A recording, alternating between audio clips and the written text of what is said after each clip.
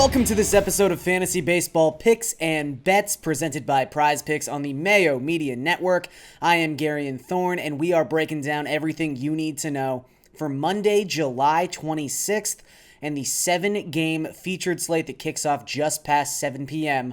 over on DraftKings. We will also do some best bets for Monday, but before any of that, let's talk Prize Picks. If you head over to prizepicks.com and use the promo code MMN MLB, you can have your first deposit matched up to $100. So make sure you do that and then use these picks because I really like them. They're my two favorite picks on Prize Picks for Monday. So let's start with Jose Abreu.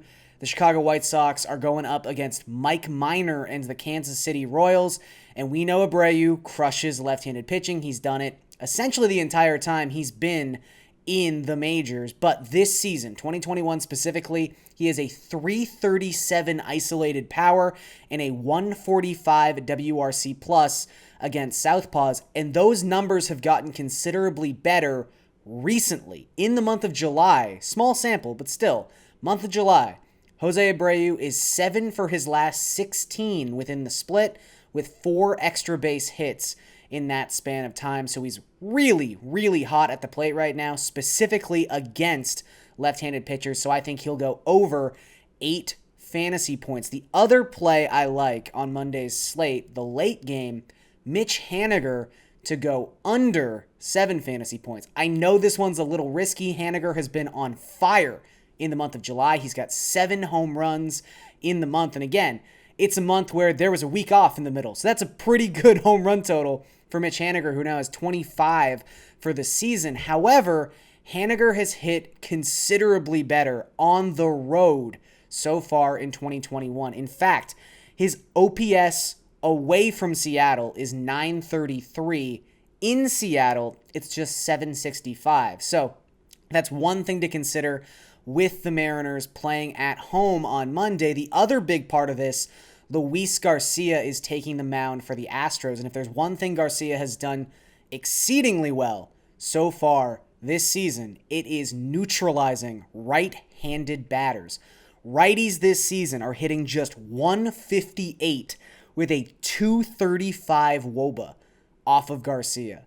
Lefties, I don't want to say they've had a lot of success. No one's really had a lot of success against Luis Garcia, but especially right-handed batters have struggled with Luis Garcia. So I think Haniger goes under 7 fantasy points while Jose Abreu goes over 8 fantasy points on Prize Picks. Okay, let's talk that 7-game main slate on DraftKings, and let's just start talking about Luis Garcia again. I guess continue talking about Luis Garcia. He is the most expensive pitcher on this slate at $10,400. This isn't really a slate that knocks your socks off when it comes to star power in the pitching department. We'll get to someone in a sec who is going to be the most popular play on the slate and is arguably the biggest star in baseball. But, from a DraftKings points per game perspective, this isn't the best pitching slate we've ever seen. But Luis Garcia, well, I still really haven't come to terms with the fact that he is a $10,000 pitcher. I think he's justified in being the most expensive guy. I think he has the highest floor by far of any pitcher on Monday. His past 10 starts, he has a 2.56 ERA in that span. That is backed up by a 2.65 FIP. And he actually has a 29% strikeout rate in that 10-start stretch. So while in my head, I sometimes don't maybe account for the kind of upside that I should be accounting for with Garcia, when we're talking roughly a 30% strikeout rate, that is someone who probably deserves to be around or over $10,000 relatively consistently. 20 DraftKings points in 7 of his past 10 starts. That includes 31.7 DraftKings points in his last start against Cleveland.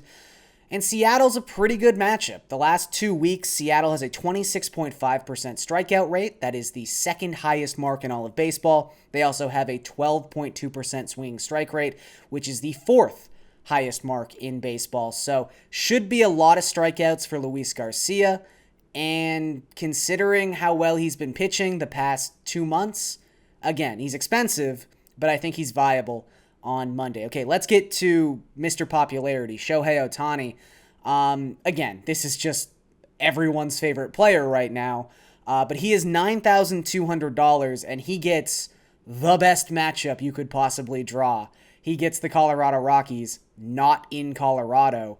So sometimes when you look at a pitcher's home road splits, you can take them with a grain of salt. I will say Ohtani has pitched very well in Los Angeles. He's got a 1.87 ERA at home.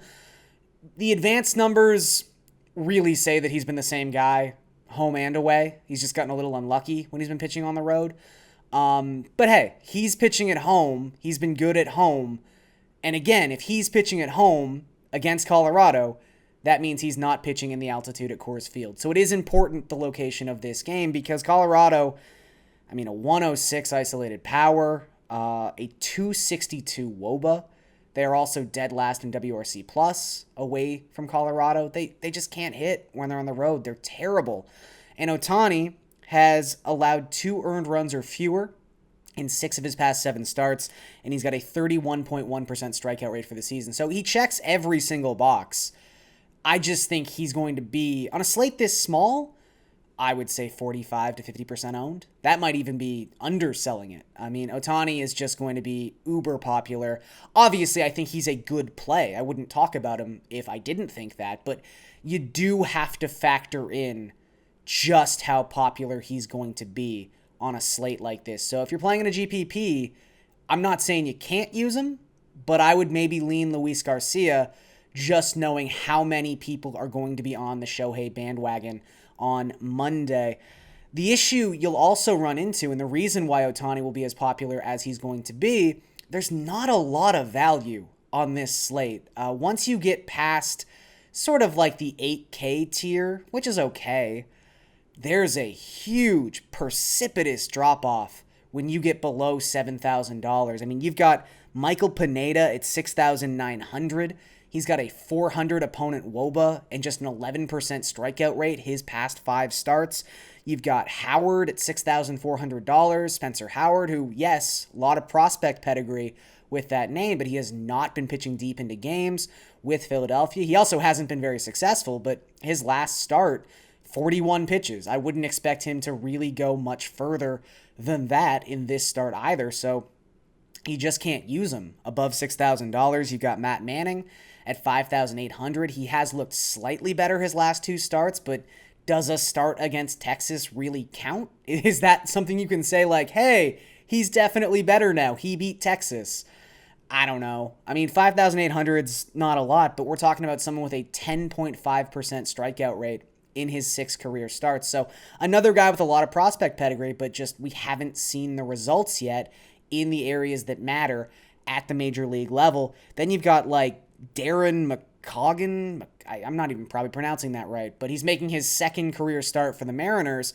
And this is someone who looked all right in his 1st career start, but he somehow managed to go 5 full innings and not strike out a single batter. So there's no strikeout upside available at this end of the pool. I would say if you're really looking for a shot in the dark, if you have to save money, your best bet below 7K is probably Thomas Hatch, who's $5,200 going up against the Red Sox. Hatch is someone who has not made a start at the major league level in 2021, but he's looked good so far in AAA. We have some data as a reliever with Thomas Hatch from last season. Relatively good strikeout numbers. Boston does have a 13.3% swinging strike rate across the last 2 weeks. It's the 2nd highest mark in all of baseball. So maybe, but it's still using a guy against the Red Sox at Fenway. That doesn't sound overly tempting. And you'll remember the last time we had Thomas Hatch on a slate, or almost had Thomas Hatch on a slate, the game was eventually rained out, but it was last week, and he was $4,000 going up against the Red Sox. And at that price point, you almost have to use him. Just, he's too cheap. But $5,200, now we're talking about a price increase of $1,200. That's a big deal when you're going up against the Red Sox and you don't really have a track record this season if you're Thomas Hatch. So again, I would say he's your best option below $7,000, but this might be a slate where you cannot consider anybody below 7K. Okay, let's round things out with a more positive note. Let's talk about the Detroit Tigers and how good their offense has been as of late. The last 30 days, the Detroit Tigers have a top 10 WRC plus in baseball. They've got a 110 WRC plus, and a big reason for that is the top of their lineup has been hitting a ton. So I like stacking the Tigers on Monday against the aforementioned Michael Pineda, who, again, since the beginning of June, there's an IL stint in there. It's 5 starts. But in that frame of time, again, 400 opponent WOBA, just an 11% strikeout rate. He has not been able to get swings and misses in the last 2 months. And that is a big issue for any pitcher at the major league level, especially going up against a hot offense like we see with the Tigers. And if you really want to attack Pineda, it seems like the best way to do that is left-handed bats. In that same 5-start sample, left-handed batters have a 441 WOBA and a 694 slugging percentage in that span of time. So Akil Baddoo, who is going to hit leadoff in this game, he is just $3,200. He's got that nice power-speed combination. The big issue with Baddoo is strikeouts, but Michael Pineda is not striking anyone out lately, so maybe you don't have to worry about that. There's the biggest negative is almost wiped off the board in this particular matchup. You've also got Robbie Grossman at $3,100. Grossman has a 138 WRC plus in that same 30-day sample. He's been hitting exceedingly well.